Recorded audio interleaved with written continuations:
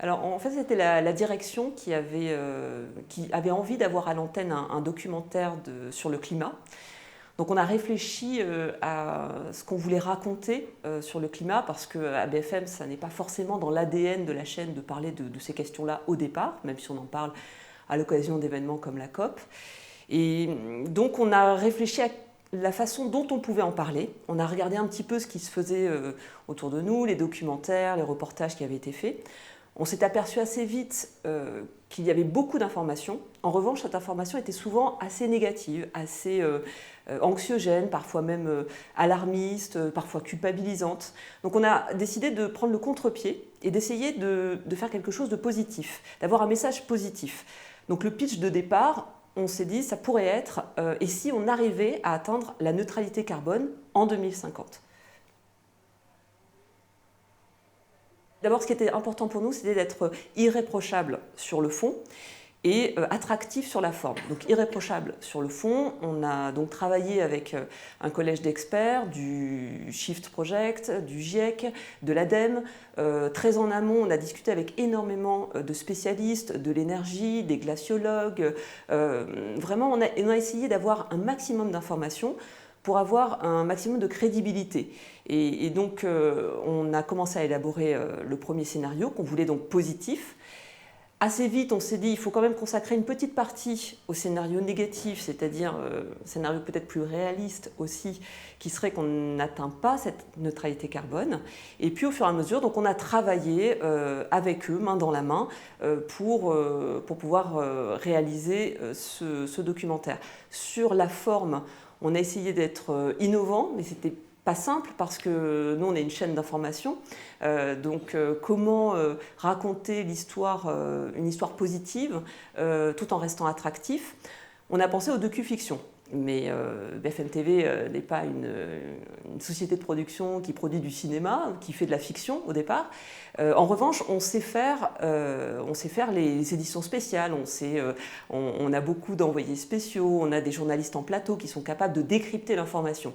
Donc on s'est dit on va utiliser les forces vives de BFM TV, les moyens techniques des plateaux qu'on sait faire, pour pouvoir raconter cette histoire en 2050. Et pour que l'illusion soit vraiment parfaite, on s'est dit on va utiliser des graphistes avec des effets spéciaux, on va utiliser du deepfake du président de la République actuel, mais aussi imaginer des choses en 2050 pour que vraiment chacun puisse se projeter et que ce soit crédible autant sur le fond que sur la forme.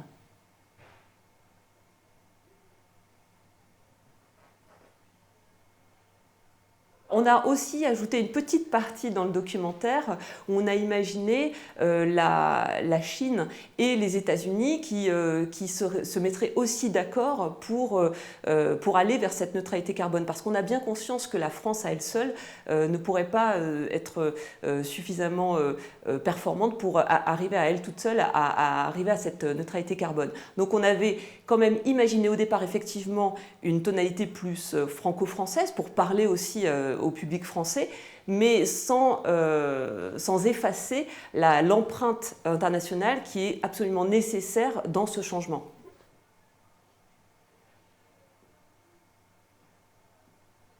On a choisi un scénario positif. On avait l'envie de montrer le chemin qui devait être fait et les bénéfices possibles. Et c'est vrai qu'on a du coup enlevé parfois certaines contraintes, qu'elles soient économiques ou autres, pour que le spectateur soit toujours impliqué dans cette envie de changer. Alors c'est vrai qu'il a fallu faire des choix. On a un petit peu donné la priorité au message positif dans la première partie parce que ça nous semblait le message qui avait le plus de pouvoir, de conviction. Alors déjà, le premier écho, on était sur le plateau, donc il y avait Elisabeth Borne, la première ministre, qui était invitée. Et déjà, quand on s'est parlé à la fin de l'émission, elle nous a dit c'est vraiment un documentaire qui aurait pu passer sur le service public. Parce que vraiment, on sent que ça permet à tout le monde d'avoir une espèce de feuille de route de ce qu'il faudrait faire pour atteindre cette neutralité carbone. Et d'ailleurs, on a eu plusieurs messages d'universitaires qui nous ont dit qu'ils allaient l'utiliser comme support pédagogique pour pouvoir évoquer ces questions-là. Et il est aussi question au niveau pédagogique de diffuser ce documentaire dans les écoles et d'aller l'expliquer, d'aller le décrypter avec les élèves de tout niveau. Ensuite, au niveau de la communauté, on va dire journalistique, on a eu un très bon accueil parce que beaucoup nous ont dit, ça nous a vraiment permis très concrètement de voir ce qu'on devait faire. Et puis ça change aussi des documentaires très alarmistes, catastrophistes qu'on a l'habitude de voir. Donc honnêtement, on a eu des très très bons retours. On a eu une audience qui nous a satisfait parce qu'on sait très bien que la thématique climatique et la thématique du climat est parfois compliquée en termes d'audience. Et là, on a réussi à avoir une audience qui était une audience assez classique pour notre case, mais on était très contents parce qu'on avait peur que peut-être il y ait une espèce de rejet, les gens ne viennent pas. Donc les gens sont venus. Après, concernant la courbe, c'est vrai qu'on s'est aperçu qu'il y avait un tout petit décrochage au moment d'aborder le scénario négatif. Comme si les gens se disaient « Ah oui, ça y est, on va me reparler de l'avenir horrible qui m'attend, on va me redire que c'est pas bien ce que je fais, que c'est pas bien ce que j'ai fait, qu'il faut que je change, qu'il faut que je sacrifie tout mon quotidien. » Voilà. Et donc, il y a un tout petit décrochage, mais voilà, est-ce que c'est dû à peut-être une autre émission qui démarre? Est-ce que c'est dû à cette thématique? C'est vrai qu'en tout cas, ça conforte notre postulat de base de parler du climat de façon positive, de donner envie de montrer les bénéfices qu'il y a à changer plutôt que de culpabiliser les gens.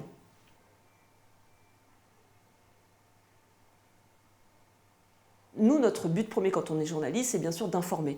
Donc la priorité, c'est déjà d'être irréprochable sur le fond. Mais finalement, c'est un échec si personne n'écoute, si personne ne regarde ce que l'on fait. Donc il faut que le message soit quand même audible, que le message soit attractif. Et c'est vrai que parfois sur le climat, on a l'impression que c'est un peu trop abstrait. Qu'est-ce que ça veut dire le réchauffement climatique de 1,7 ou 2,4 degrés pour quelqu'un? Il va se dire mais qu'est-ce que ça va changer dans ma vie? Qu'est-ce que ça change dans mon quotidien? Et ça, c'est vrai que c'est notre travail de lui montrer très concrètement. Parce que sinon, si on est trop abstrait, si on est trop expert, eh bien les gens, ils n'écoutent plus et ça vide la salle. Parce qu'en fait, on n'a pas envie d'être culpabilisé, on n'a pas envie d'avoir leçon de morale, on n'a pas envie que ce soit trop loin de ma réalité. Donc là, le message ne passe plus. Et donc, nous, on échoue à ce moment-là. Donc je pense que, sans avoir de vérité là-dessus, je pense que si on était peut-être plus attractif sur la forme, plus innovant, bien peut-être le message arrivera à passer au plus grand nombre et à toutes les couches de la population parce que souvent on a l'impression que le message passe auprès de personnes déjà convaincues. Là, l'idée, c'est que toutes les tranches de la population soient concernées à tous les niveaux et de leur dire mais vous avez intérêt à changer mais parce que c'est positif pour vous.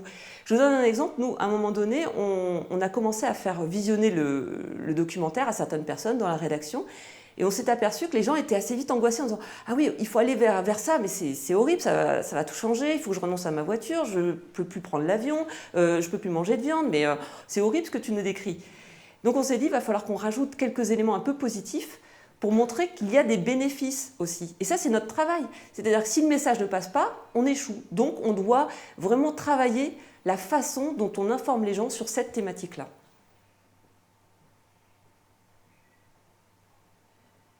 Moi, je pense qu'il faut qu'on reste neutre, c'est-à-dire quand même, on est, personnellement, hein, je veux dire, nous par exemple, on est sur une chaîne d'information, donc notre priorité, c'est d'abord de rapporter une information qui soit juste, qui soit vérifiée par des experts.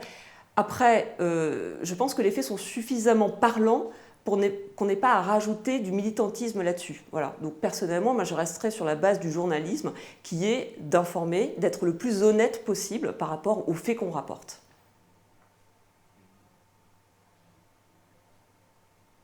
L'une des formes qu'on a choisies en est l'exemple, c'est-à-dire la projection à travers la fiction, mais ça pourrait être à travers même une bande dessinée, ça pourrait être à travers des façons de raconter l'histoire très différentes. L'important, c'est d'arriver à toucher les gens et que le message passe. Donc, moi, je pense que toutes les manières sont efficaces. Si les gens comprennent ce qu'on est en train de leur raconter, s'ils n'ont pas envie de fuir parce que ça les angoisse trop, voilà, je pense que, et si l'information est vérifiée, tout cela fonctionne. Alors, je pense que le discours climato-sceptique s'est peut-être déplacé sur les réseaux sociaux.